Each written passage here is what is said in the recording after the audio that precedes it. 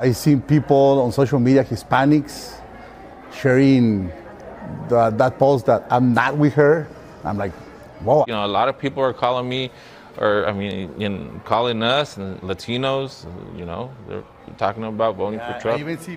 So where does that come from? Is it they think he'll make the economy better? Yeah, that's exactly what it is. Yeah. That's exactly what it is. Now leaning Harris, but he needs specifics. We need a different plan to get over the hump with this inflation that has caused severe damage to a lot of businesses. She needs to be more direct. Munoz owns the 911 Taco Bar. The ribeye is the best seller.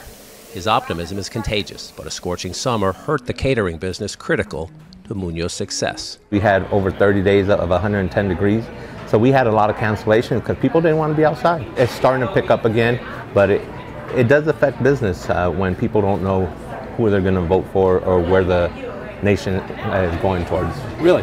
Yes, it does. Because people are afraid to go out and spend.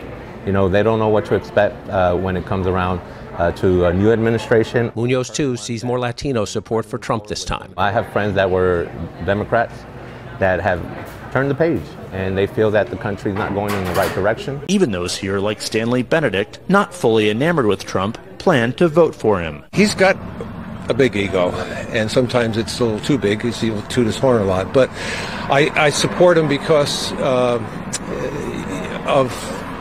he proved himself. Trump or Kamala, what do you think? F***ing Trump! Trump 2024! Trump! If he ain't dead, I'm voting red. I'm voting Trump. Two-time assassination attempt survivor. I know, it's pretty sick. I'm not gonna lie. Bulletproof. Hella aura right there. That's a hella so aura. much aura, so much aura. Trump. Who you going with? Trump. Trump. Trump. Probably Trump. Trump, of course. Yeah, 2024. Yes, sir. Definitely more Trump. Trump or Kamala? Trump. Oh, Trump.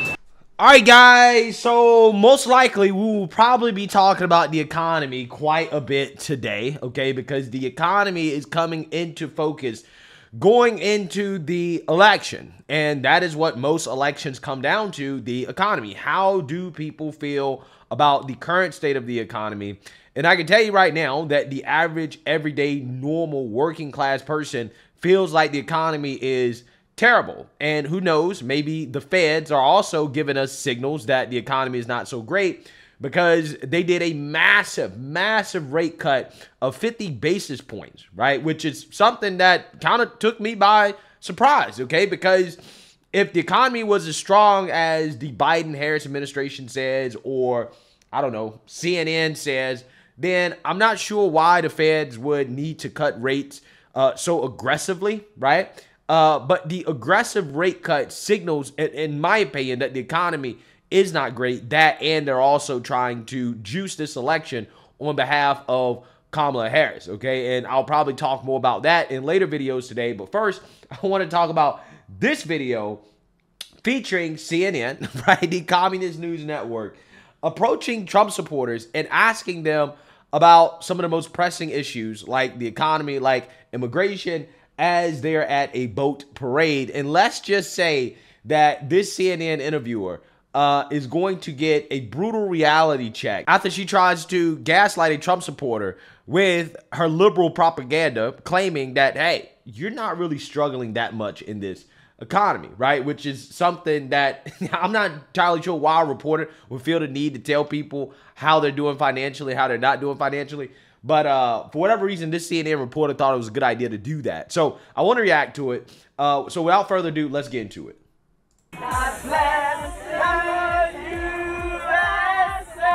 Trump is pro-American. He loves America, for one. I love America. I serve this country. I love America. We're from the same place in Queens, New York, so that's my homie. I live in Latitude, Margaritaville. What's your most important issue? The economy, getting the interest rates down, getting it to where we can afford to live in America. Right now, it's too expensive. Okay, now let me maybe ask like a slightly impolite question. But, you know, if you can afford a boat, you're not hurting so bad, right? Because a boat costs a lot of money and it's a lot of upkeep. Listen, nobody gave me shit. I earned everything that I've got. I'm retired military, retired power plant, and I am successful and retired and with boats, jet skis, because I did it right. And everybody has that chance. Whether they choose or not, that's up to them. I would never try to take anything away from you in that way. But what I'm asking is, groceries are probably a smaller part of your budget than, say, you know, someone who's like a little worse off.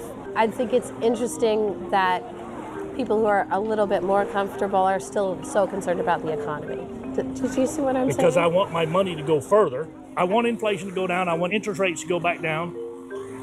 I want all that. But that covers everybody in the economy. Not just me, not just the poor, not just the rich. It covers everybody. Now, something I've heard from some people, tell me if this applies to you, is like they're worried their kids aren't able to afford a house or a car. No. I trained my kids and taught my kids properly. They have great educations, and they're both successful in their careers. Actually, they're doing better than me. Yeah, so I think this CNN reporter is high, okay, to be quite honest with you, because you got to be high in order to ask somebody a question like that, to basically try to imply that, well, I don't really think you're doing that bad because you own a boat and some jet skis. Now, this guy obviously is retired. He's successful. He did everything the right way. He taught his kids to do everything the right way. And I think his overall point with that is that, you know, we live in America. And in America, you know, it is still the land of opportunity. If you do it the right way, if you work your ass off, you work hard, you can enjoy some of the luxuries in life. But that doesn't mean that you're rich. That doesn't mean that you are immune from the consequences of bad economic policy, right? Because somebody like him has to still eat, right? You still have to pay for gas. You still have to deal with the cost of living on a day-to-day basis.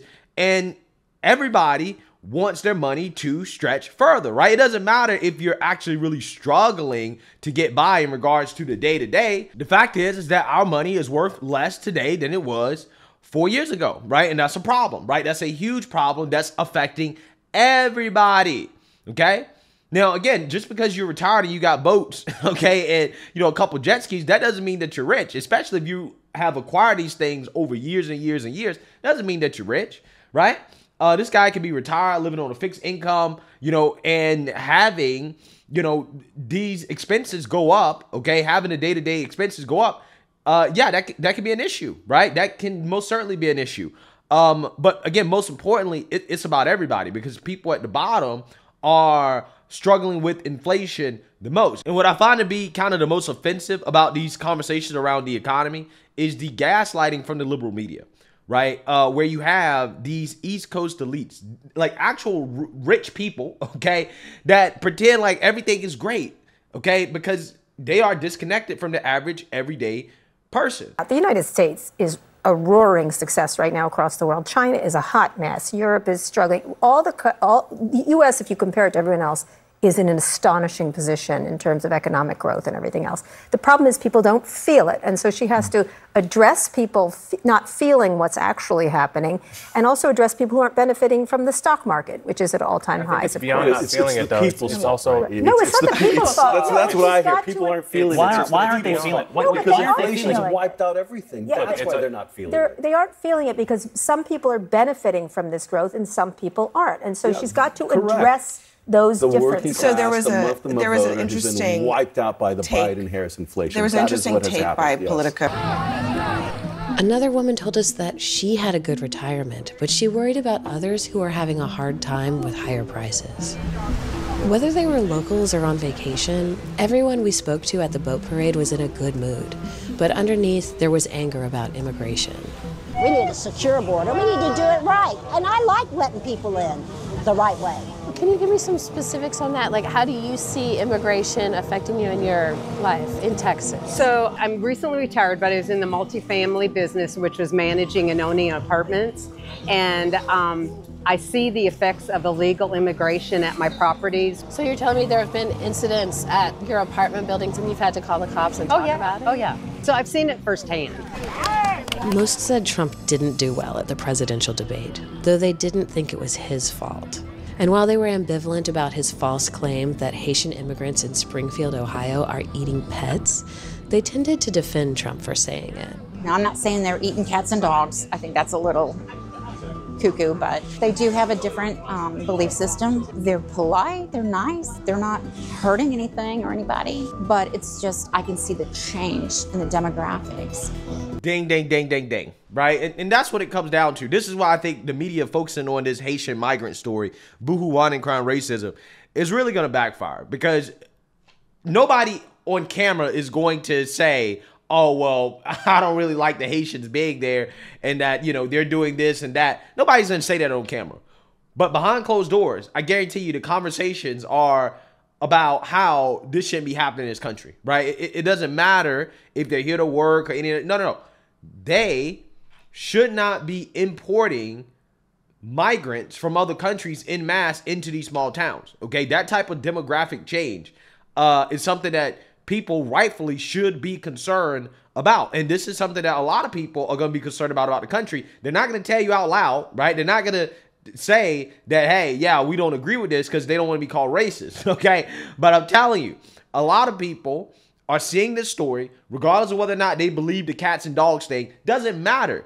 They're seeing what is happening and they don't like it, right? So I personally think the media focusing on that story so much, they're still talking about it. I think it's backfired, to be honest with you.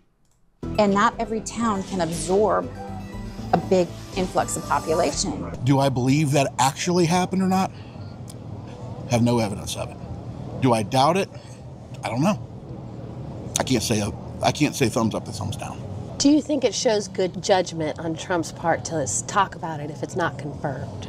I think it shows good judgment for every one of us on every side to look into it.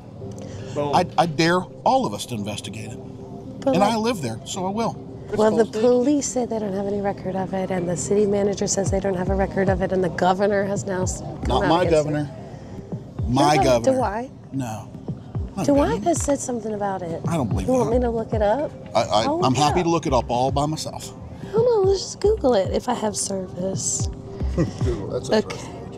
Ohio DeWine Haitian cats. This is something that came up on the internet, and the internet can be quite crazy sometimes, DeWine told CBS News. DeWine says he trusts city officials who have said they have not received any credible reports of such conduct. Mayor Rue of Springfield says no, there's no truth in that. They have no evidence of that at all. So I think we go with what the mayor says. He knows the city, DeWine said. Sure. That's a great way to pass the buck. Yeah. You think Trump's going to win? I do. What do you think? I think we'll be in the middle of a civil war either way. Doesn't matter who wins. Like he says, it's that polarizing on both sides. Yeah. So, you know, I'm hoping that's not the case, right? I'm hoping that doesn't happen. But again, I am very sure that if Trump wins, the left, they're going to lose their mind. Okay. They are going to be very upset. Okay.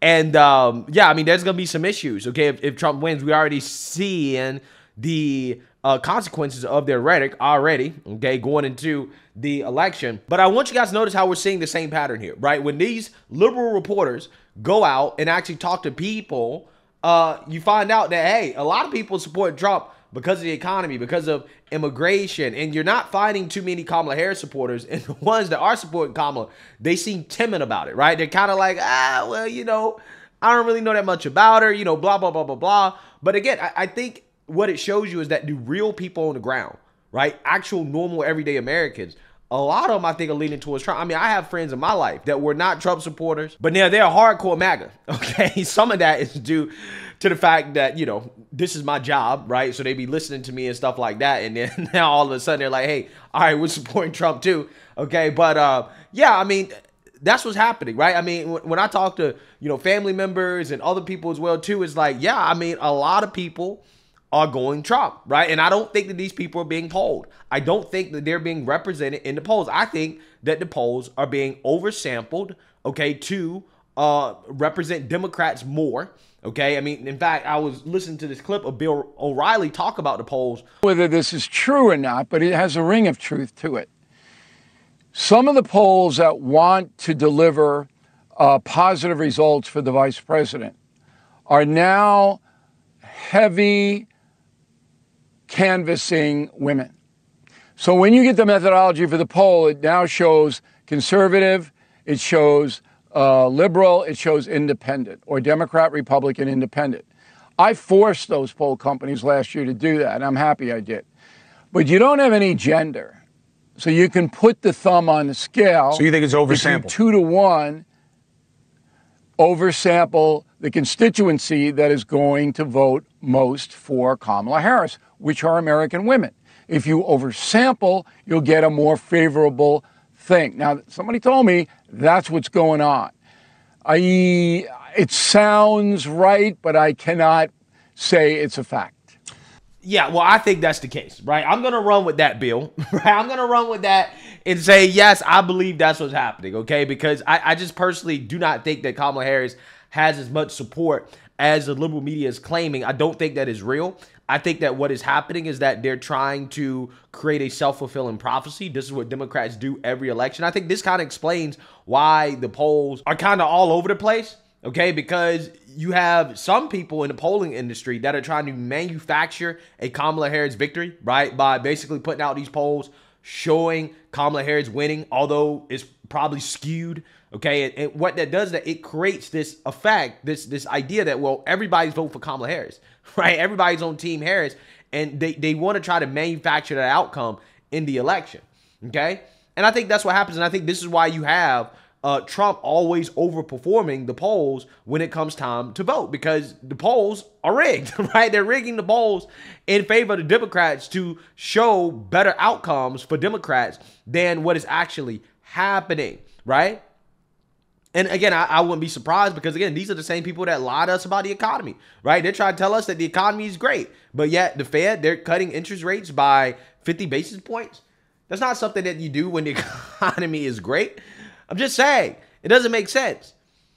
So, you know, we'll see what happens moving forward. I just personally believe that real Americans, that people on the ground, a lot of them, I think, are going for Trump, to be honest with you. But let me know what you guys think. Make sure you like, comment, and subscribe. Most importantly, share a Black conservative perspective. Peace.